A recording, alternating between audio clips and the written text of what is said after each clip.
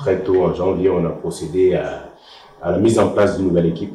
Voilà, donc une équipe qui se veut jeune, une équipe qui se veut mixte, en tenant compte de tous ces aspects pour avoir une nouvelle équipe qui va continuer la mise en œuvre de tous les projets qu'on a pu faire durant ces 3 dernières années, à savoir nos grands axes que nous avons voulu continuer, c'est-à-dire qui se déterminent au niveau de trois grands axes sur le renforcement des capacités des HR, voilà, qui pour nous est la clé de voûte de toute cette structuration qu'on est en train de mettre en place.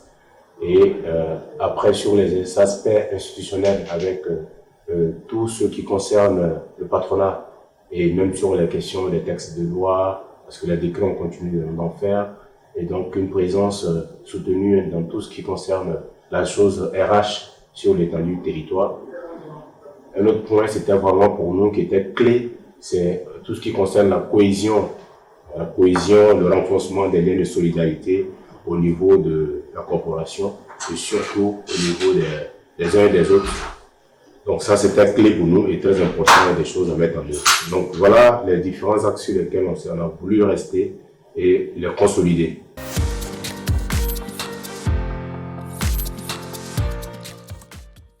Dès les mois de mars 2020, le HR ont compris très tôt, toutes les organisations ont compris très tôt que c'était une question qui relevait des ressources humaines. Donc tous les HR ont été mis au devant de l'actualité pour pouvoir apporter des solutions déjà en interne pour rassurer les uns et les autres. Et contrairement à ce qu'on a pu voir à travers les questions de télétravail, ça et là, qui se sont multipliées, nous, en tant que responsables des ressources humaines, tous les acteurs de la question RH à l'entreprise, avec les dirigeants d'entreprise bien entendu, et les différents comités de direction, la question pour nous, c'était de pouvoir faire 2 choses. Protéger les salariés, d'accord, assurer le plan de continuité d'activité et faire en sorte que cette situation nouvelle soit acceptable et vivable par chacun de nous. Donc c'était très important que très rapidement, on puisse trouver des solutions innovantes et trouver une réactivité déjà à travers le dialogue social avec les partenaires sociaux de nos organisations, de nos entreprises et aussi également du monde du travail pour que très rapidement, on puisse aller de l'avant.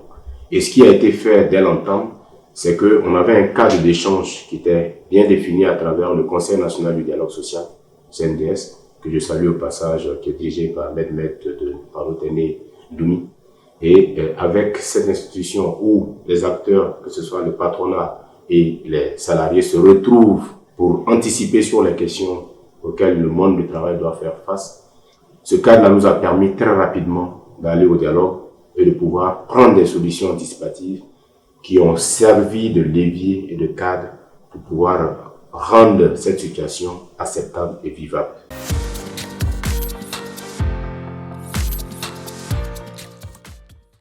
La première chose, c'est l'ouverture. Je veux dire, depuis très tôt, depuis le début de ces mois, il y a toujours eu du personnel expatrié dans l'effectif, donc mix, que ce soit mixité en termes de genre, mixité en termes de nationalité. Ça aussi, on l'a géré. Donc, je veux dire, pour nous, les questions, on n'en fait pas une différenciation en tant que telle. En fait, la culture d'entreprise que nous avons permet de pallier à tous ces aspects-là.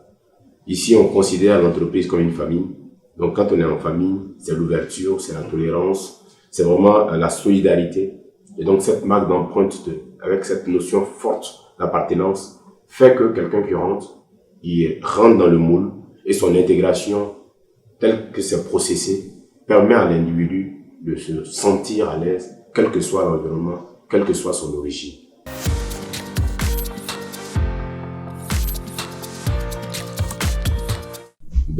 Je pense que avec l'avènement du Covid, de nouvelles habitudes ont fait jour. Pour certaines entreprises, les choses ont été faciles. Les entreprises qui avaient l'habitude qui sont comme nous, des multinationales, où les questions de télétravail, de travail à distance, on fait des visios avec les partenaires, ça et là, existaient. Les choses ont été plutôt plus faciles à amorcer. Mais pour d'autres entreprises, ce n'est pas forcément le cas. Ou dans d'autres environnements où cela n'est pas forcément évident, on pouvait arriver à des situations plus ou moins difficiles. Mais ce qu'il faut retenir, c'est que l'homme a cette capacité de s'adapter et une capacité forte d'adaptation. on a constaté que dans tous les environnements, les gens se sont mis au travail.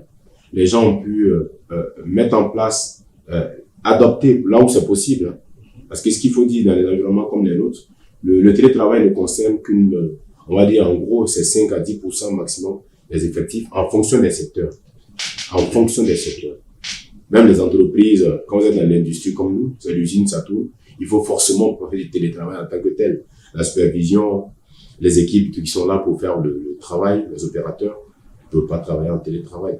Donc, ils sont obligés de se déplacer et d'être là. Et nous, les HR, on est obligés d'être là pour leur montrer l'exemple, pour donner la voie. Et accompagner, nous assurer que les choses se passent bien et montrer que c'est possible de venir travailler tout en prenant des mesures. En réalité, les entreprises qui avaient anticipé, nous, on a fait que renforcer nos systèmes en interne. Je vais revenir à 6 mois. C'est-à-dire que on avait l'habitude des questions d'hygiène qui étaient prises en amont. Donc, pour nous, ça a été qu'un passage de renforcement de ces mesures qu'on prenait. Sinon, ça existe dans l'agro-industrie. Il y a un minimum sur l'hygiène alimentaire, la sécurité alimentaire, l'hygiène, c'est des trucs qui sont fondamentales. Donc, mais pour d'autres entreprises qui n'avaient pas forcément cette réalité, les choses étaient plus difficiles. Voilà. Mais donc, pour revenir là-dessus en ce qui concerne le télétravail et puis les habitudes qu'on a créées, les gens se sont adaptés et aujourd'hui, ils ont pu faire la passe. Après, vous avez des questions techniques sur les débits, comment est-ce qu'on mesure l'impact de ce travail, quelqu'un qui est en télétravail, comment on évalue son travail. Donc, après, il fallait ajuster et puis trouver. Donc, c'est pour ça qu'on a fait un plaidoyer à l'État pour qu'il y ait une législation qui va mieux encadrer le télétravail et puis rassurer les différents partenaires.